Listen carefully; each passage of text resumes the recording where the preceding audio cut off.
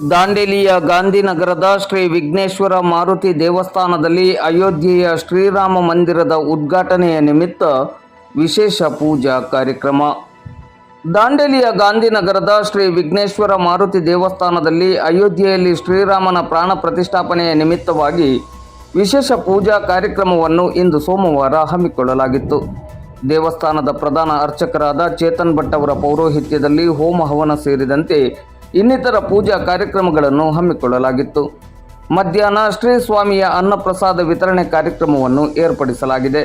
ಪೂಜಾ ಕಾರ್ಯಕ್ರಮದಲ್ಲಿ ಹೆಚ್ಚಿನ ಸಂಖ್ಯೆಯಲ್ಲಿ ಭಕ್ತಾಭಿಮಾನಿಗಳು ಭಾಗವಹಿಸಿದ್ದರು.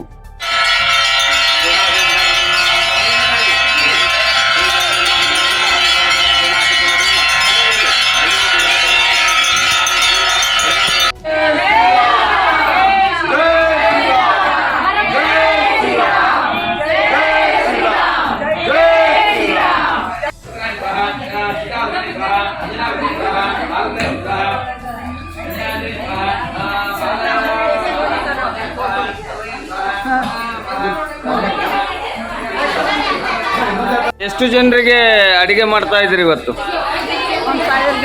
1,000 ಜನರಿಗೆ.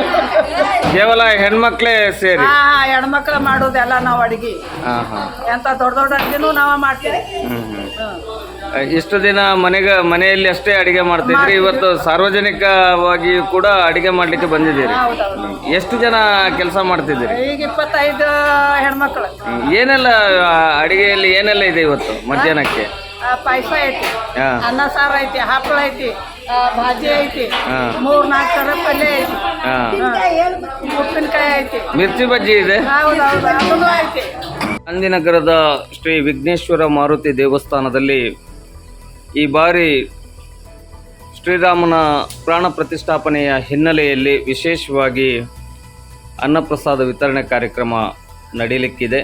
ಇನ್ನು ಮಧ್ಯಾಹ್ನ ಗಮನಿಸಬೇಕು, ಮಹಿಳೆಯರೇ ಸೇರಿ ಸುಮಾರು 1000ಕ್ಕೂ ಅಧಿಕ ಭಕ್ತಾದಿಗಳಿಗೆ ಅನ್ನಪ್ರಸಾದವನ್ನು ನೀಡುವಂತಹ ಕಾರ್ಯದಲ್ಲಿ ಸ್ಥಳೀಯ ಮಹಿಳೆಯರು ತೊಡಗಿಸಿಕೊಂಡಿದ್ದಾರೆ.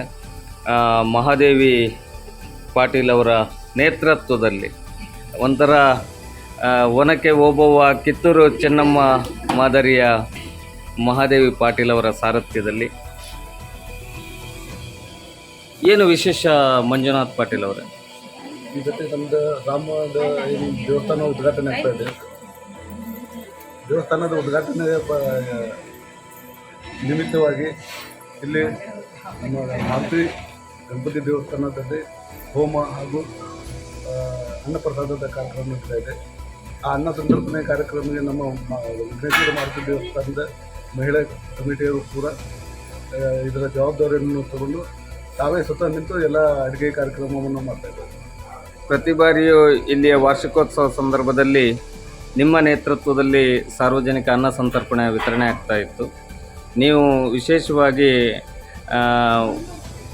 ನಳಪಾಕ ತಜ್ಞರಾಗಿ ಭಾಗವಹಿಸ್ತಿದ್ರಿ. ಈ ಸಲ ನಳಪಾಕ ತಜ್ಞರಾಗಿ ನಿಮ್ಮ ತಾಯಿಯವರು ನೇತೃತ್ವವನ್ನು ವಹಿಸಿದ್ದಾರೆ. ವಿಶೇಷವಾಗಿ ಎಲ್ರಿಗೂ ಕೂಡ ಧನ್ಯವಾದಗಳು. ಇದು ಅಯೋಧ್ಯೆಯ ಶ್ರೀರಾಮ ಮಂದಿರದಲ್ಲಿ ನಡೀತಾ ಇರುವಂತಹ ಶ್ರೀರಾಮ ಪ್ರತಿಷ್ಠಾಪನೆಯ ಹಿನ್ನೆಲೆಯಲ್ಲಿ ಸ್ಥಳೀಯ ಗಾಂಧಿನಗರದ ಮಹಿಳಾ ಮಣಿಗಳು ಸೇರಿ ಧಾರ್ಮಿಕ ಪೂಜಾ ಕಾರ್ಯಕ್ರಮದಲ್ಲಿ ತಮ್ಮನ್ನು ತಾವು ತೊಡಗಿಸಿಕೊಂಡಿರುವ ರೀತಿಯನ್ನು ನಾವು ಗಮನಿಸಬಹುದು.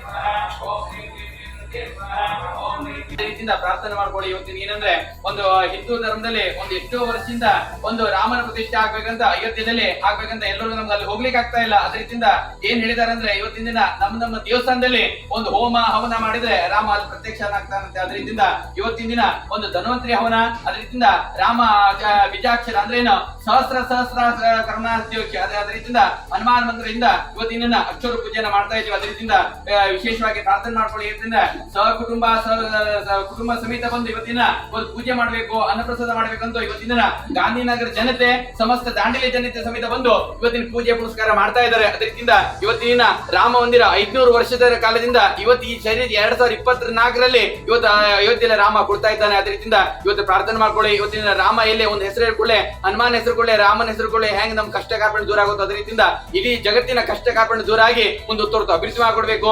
ಇದನ್ನ ಮಾಡೋದಕ್ಕೆ ಪ್ರಧಾನವಾಗಿ ನರೇಂದ್ರ ಮೋದಿ ಅವರು ಸಮೇತ ಅವ್ರ ಆರೋಗ್ಯಕ್ಕಾಗಿ ನಾವು ಅತಿಯಾಗಿ ನಮ್ಮ ಆರೋಗ್ಯನ ಅವ್ರಿಗೂ ಸಿಗ್ಲಿ ಅಂತ ಹೇಳ್ಕೊಂಡು ದೇಶವನ್ನ ಕಾಯ್ತಾ ಇರುವಂತಹ ಮನುಷ್ಯನಿಗೆ ಸದಾಕಾಲ ಆಯುಷ್ಯ ಆರೋಗ್ಯವನ್ನು ಅಭಿವೃದ್ಧಿ ಮಾಡ್ಕೊಟ್ಟು ಉತ್ತರತ್ತು ಅಭಿವೃದ್ಧಿ ಮಾಡ್ಕೊಳ್ಬೇಕು. ಅದೇ ರೀತಿಯಿಂದ ಇವತ್ತು ಈ ಪೂಜೆಯಲ್ಲಿ ಮಾಡ್ತಾ ಇದೀವಿ. ಆ ಪೂಜೆಯಲ್ಲಿ ಯಾರ್ಯಾರು ಭಾಗಿಯಾಗಿದ್ದಾರೋ ಅವ್ರವ್ರ ಮನೋಗನ ಏನೇನು ಬೇಡ್ಕೊಳ್ತಾ ಇದ್ದಾರೋ, ಉದ್ಯೋಗದಲ್ಲಾಯ್ತು, ಆರೋಗ್ಯದಲ್ಲಾಯ್ತು, ಸಂತಾನ ಭಾಗ್ಯ, ಮದುವೆಲಾಯ್ತು, ಮನೆ ಕಟ್ಟಡ ಯಾವುದೇ ರೀತಿ ನಾನಾ ರೀತಿಯ ಮನೋಗನ ಬೇಡ್ಕೊಳ್ತಾ ಇದ್ರು ಸಮೇತ ಆ ಮನೋಗಮ ಶೀಘ್ರ ನೀವು ಫಲವನ್ನು ಕೊಟ್ಟು ಮುಂದಿನ ವರ್ಷ ಇದಕ್ಕಿಂತ ವಿಜೃಂಭಣೆ ಮಾಡಿಕೊಟ್ಟು ಅವರಿಗೆ ಶಕ್ತಿ ಭಕ್ತಿ ಶಿತಾಗ್ರ ಪ್ರಾರ್ಥನೆ ಮಾಡಿ ಹೋಮದಲ್ಲಿ ಪೂರ್ಣಾವತಿನ ಹಾಕ್ಬಿಡ್ಬೇಕು. ಮುಂದೆ ಬನ್ನಿ.